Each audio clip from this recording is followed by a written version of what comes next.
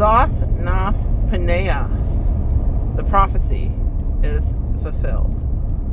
Zaphnath-Paaneah, the prophecy is fulfilled. What is this word, you may ask?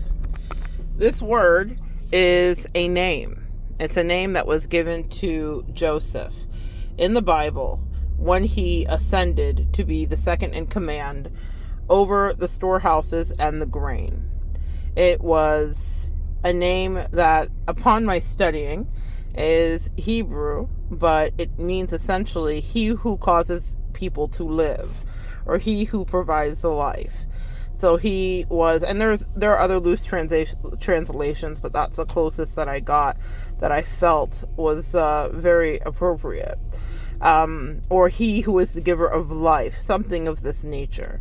Now, the reason that I was channeled this morning to give to you or to tell you is because a lot of you in the collective are Joseph, the archetype anyway of Joseph. And what that means is that you have been in a dark night of the soul, probably outcasted, castigated, and exiled by people that were the closest to you, that you loved more than anyone. And because of that, you had to find your way back to being right side up. And right side up can mean a myriad of things. But the angels want you to know that the prophecy is fulfilled. You are on the other side. You are out of the well. You are out of the belly of the prison.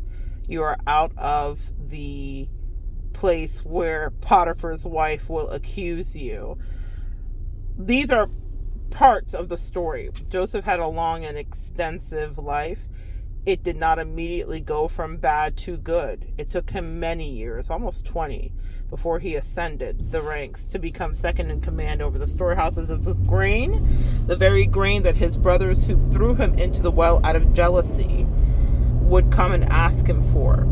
They threw him in the well, if you're not familiar, because he told them he had a dream. Joseph, we hear about him being in the coat of many colors. I have a video up here. The cost of grain, or the cost of dye, really, is the name of the video that I made years ago with that specific channeling. But they threw him into the well because he was a dreamer. It wasn't just because of the coat. He was always favored by his father for good reason.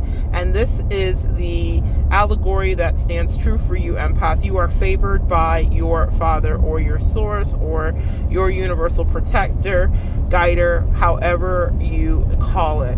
You have extreme and grand favor, and that makes other people jealous, and it makes them want to treat you badly or to get close to you to see what you have, why you have it, and if they can have some too. But more often than not, it causes folks to outcast you. He told his brothers of a dream, and essentially in the dream, it was the prediction that came true 20-something years later. It was that the grain, essentially, literally wheat stacks, I believe, bowed to him, and the brothers bowed to him as well, something of that nature. And the brothers were so upset. You are just like the weest little Joseph. Why would we bow to you? You mean nothing to us. You are beneath us. We are not going to bow to you. And they were so upset and thought he to be so full of himself that they thought, we have to do something about this. Empath, you've been around people in your life that have thought they've needed to do something about you, that have not liked your light, the way that you've dazzled, the way that you came in and just shone, really. What does Taylor say? You can step in the room and make the whole world glitter. I can still step in the room and make the whole place glitter. Absolutely. That's what you do. And that intimidates people that do not wish the best for you. And so his brothers did not enjoy that he was so, how dare he be so full of himself? Well, he wasn't full of himself. He was a prophet. And that's why my angels guided me to say the truth and tell you the message that the prophecy is fulfilled. You are now walking in the second in command, proverbially speaking. Whatever that means for you, whatever that means in your life, you are in a much better place than you were when your life was filled with strife, and strife caused by other people. Oh, excuse me, guys. Early morning drive, early morning appointments, early morning truck chat. So, what I will tell you is that the prophecy is fully fulfilled. And you are now given another name. And it doesn't mean your name actually changes, but it is it's very powerful, the ascension from Joseph to Zaphnath-Paaneah. Because what it means is that there is a level of disguise that you assume. Let me explain that. When his brothers came to him, they did not recognize him. They remembered Joseph, who they threw in the well and peed on. They remembered Joseph, who they outcast and made fun of and roughhoused with, more than roughhouse, abused. They remembered Joseph, who they hated and were jealous of. They remembered Joseph. But the significance of being Zaphnath-Paaneah is that when they saw him, they did not remember him. And I want to bring another angle to this story that I think we forget if you are familiar with the story. And that is that when Joseph, after he had told them their dream, and they made fun of him and told him how could he and how dare he, 20-something years later, they did bow to him. They did not know it was Joseph. It was Zaphnath-Paaneah, but his dream came true. I don't want you to ever underestimate the prophecy that's in you. The word, the premonition, the intuitive nudge. Never underestimate that, because you are getting very clearly exactly what you are supposed to do. Exactly what you are supposed to understand. You are getting downloads about how you are supposed to move. There are times in my life when I get dreams too. And many of you, just like many of you, dreams come in all different ways. But there are times in my life, just recently, where I had a dream. And I've been really seeking clarity in something. And I'll tell you, it is not the answer I thought I was going to get. But I know for a fact what I have to do next. That's the power of your dreams. They speak to you just that clearly. So, never underestimate your dream. Just because it doesn't seem like it's coming true immediately doesn't mean that it is in fact not coming true. The same thing happened for Joseph. It did come true. He may have even thought that he was crazy at times too, but there he was with his brothers standing before him. Now again, they thought he was Zaphnath-Paaneah, the giver of life, the holder and keeper of the grain, the second hand in command. But they bowed nevertheless, thereby fulfilling the prophecy. But here's what you are to understand. Joseph did not go easy on them. And as an empath, it's a really interesting message that I feel channeled to tell you because, right, we're all kumbaya and light and love. But when people fuck us over and they fuck up, you're allowed to feel away. And that's why I use those curses on this fine day, because you're allowed to feel away. When people play in your face, you're allowed to feel away. Now, I have managed, just like many of you, my temperament. Meaning, after the initial triggers of any situation, what will happen for me is I just observe people and let their character be their telling, and let their repeated bad behavior, like you had your Judas's and Joseph's brothers in your life that treated you badly, I allow their repeated bad behavior to be the dictator of their future karma. Let me explain how that works. What that means is you need not take actual retribution. I'm going to tell you what Joseph did, but not all of us will move like Joseph did.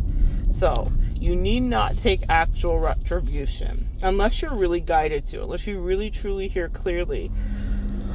Excuse me, guys. I had my coffee that was like so hot I couldn't even drink it, so I probably will need to get a couple sips of that in me.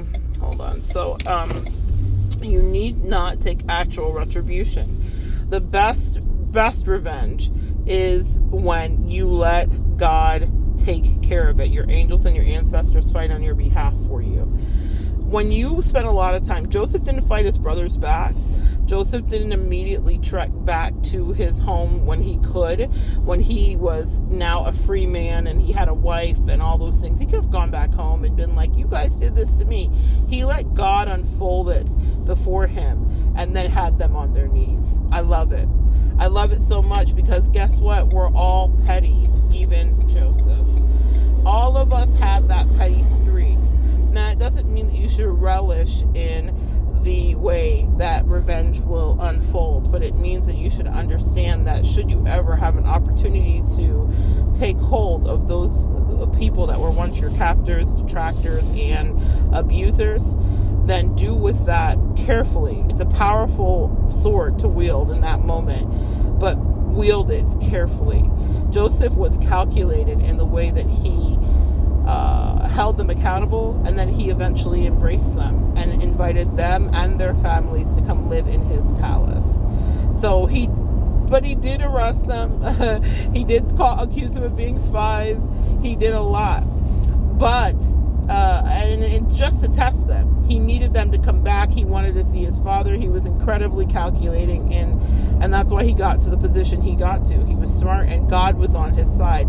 If God is for you, who can be against you? When people want to make you into a thing that works for them, or they are actually projecting, then let them do that, and God will do the deflecting on your behalf. And in this case, that's what happened. The prophecy is fulfilled for you today, Empath. You are Zaphnath-Paaneah. You are no longer Joseph. You have crossed over. You have made your inroads into ascension and understanding that you are no longer the person that was bullied, abused, gaslit, and used. You are the person who uses your wit, cunning, your dreams, intuitions, and your powerful gift of speaking, whatever that may be, to set yourself absolutely free. It is your freedom ticket.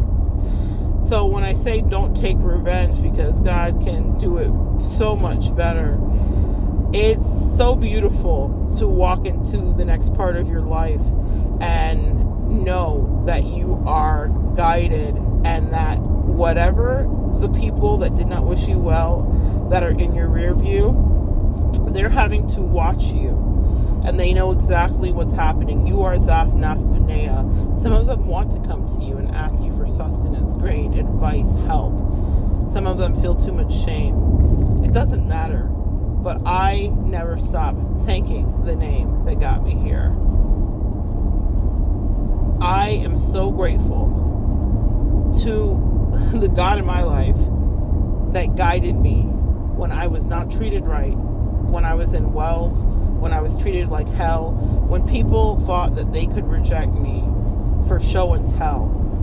I was treated like an oddity, something to observe, and many of you can relate to not even being able to get out words because you were so angry and hurt by the way that people that claim to have maybe known you or loved you treated you. So back to this thing, because they keep making me circle back.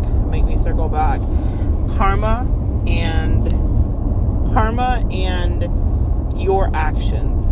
So when you remove yourself out of someone's life, if they were given clear messaging, or in my case specifically, and think about yours, the persons that I knew, there were several, always knew clearly and would say to me, they knew exactly who I was, maybe even believed who I was or supported who I was. You can't ever know fully the heart of a man or a woman. The hearts of men specifically is what the word would say, because men are deceitful. We lie. We all have lied. And so someone could be smiling in your face, but really not appreciating you to any degree. And that's something that you need to understand. You could never take full recompense karmically because you don't really understand the fullness of their deception or duplicity. You may get a nudge, and you may be a prophet, and you may be an intuitive, and you are an empath, but you may not ever grasp the fullness of their deceit. And that's why God said, leave it to me. Leave it to me. So upon removing yourself fully and not being invested in, did they get their karma? What's their revenge? God will put them through litmus tests that are so eerily similar to what they did to you, that they will have no choice but to be haunted by you. I don't wish it on anybody. I don't do any kind of spiritual work. I sit back and let the God I love work, because he always works. But that's exactly what happens. If someone has been dishonest with you to any degree, but they're convincing themselves that they were steeped in honesty, then stop arguing with them. Stop trying to make your point. Don't continue. Just back away. And then the next time they have other connections in their life, they will watch the relationship go a very similar way to the one that they had with you when they were insisting that they were living in truth. Except what they will experience are the very lies that they told you, the very ways they played mind games with you, the very ways they were duplicitous with you. They will get all of that back, and they will have no choice but to look towards you, forward at you, as you will be outpacing them and far ahead. That is such a powerful message that you need to hear, that I picked out of the Joseph story energetically for years. It got me through. I didn't go back and split hairs with people about the things they did do. I said, you said you didn't do them. I hope for your sake that's true, because I know the God that rides with me, and I know how he will take up for me, because we all know how God doesn't play about us empaths and earth angels. So for your sake, I hope that you were not playing games. For your sake, I hope you weren't playing in my face. For your sake, I hope you didn't gossip. For your sake, I hope you weren't a liar. For your sake, I hope you weren't a cheater, a narcissist, or a denier, and very cognitively, consciously. Sometimes we behave badly, and I don't believe that for every bad action that there will be some kind of quote-unquote karma. But when someone knowingly is playing reindeer games with you, then their nightmare of what they did to you will come true. Even if they are so sure while they're telling you, I didn't do that, I wouldn't do that, that's not what I did, I wouldn't have never. Say less. You don't have to convince me. Convince who's coming next, because they will not have mercy. That's the power of us empaths. We're quite merciful beings. Even Joseph invited his brothers into his palace for all the gold and gilded energy to be seen, after they had told him he was full of shit, that he never understood any of it, and that he was bigger than his jeans or breeches, whatever he was wearing back in the day. But the truth is, Joseph always had something to say, and so did you. Now here's the thing too that I want to leave you with: boundaries. Do you think that when Zaphnath-Paaneah had invited his brothers in to stay, that they were easily welcomed into his sleeping quarters or his home? They had to, like everyone else in that kingdom, ask permission to have entrance and sit with second in command. He was not just broskiing it up with them once again. So even if you are in an opportunity to have mercy on people that did you wrong, please understand that boundaries have to happen, and the spoon handle must be long. Feed them with a long-handled spoon, because there is a regalness and an elegance and an earned dignity that happened because they decided to treat you indignantly and act like you were somebody's buffoon. So now, in return, you stand erect, and sure, you can forgive them if you don't suspect them of further treason, and if the lesson's been learned, and if karmically it's played out how it was supposed to, but never let them fully get close to you. That's a real word for somebody today, because we never stop having people spin blocks, right? So if someone has had your full heart and access to it, and they betrayed you brutally and cruelly, then understand that God will deal with them. That's his or her duty. That's the duty of the saint there be revenge for you to exact? Can you put them to a few paces like Joseph did? Sure. But remember that you are Zaphnath-Paaneah now. And permission will have to be asked. I just heard you want your eggs cracked. Permission will have to be asked. I'm really proud of you guys because it's a long journey. We don't come to this easy. It is so painful when you're in the well, or when you're being falsely accused, or when you're in prisons, emotional, real, or otherwise. It is so painful when people that love you are telling lies. It's so painful when someone's playing in your face while they're looking in your eyes. But we are resilient like bamboo. And because we have so much spiritual work to do, and we incarnated to do this, and this is what we do. But now, go forth in your day and know that the prophecy is true. The prophecy was true, and it is fulfilled. Zaphnath-Paaneah. They will have to call you by your new name. You're no longer their kid sister, their kid brother. You're no longer their ex-friend or ex-lover. You're no longer their family member that they had access to. When they are speaking with Zaphnath-Paaneah, not only will respect be put on your name, but they will have to get permission too. I love that for you. I love it for me. Come back and join me next time, guys. We'll continue to relish in the prophecy and evolve.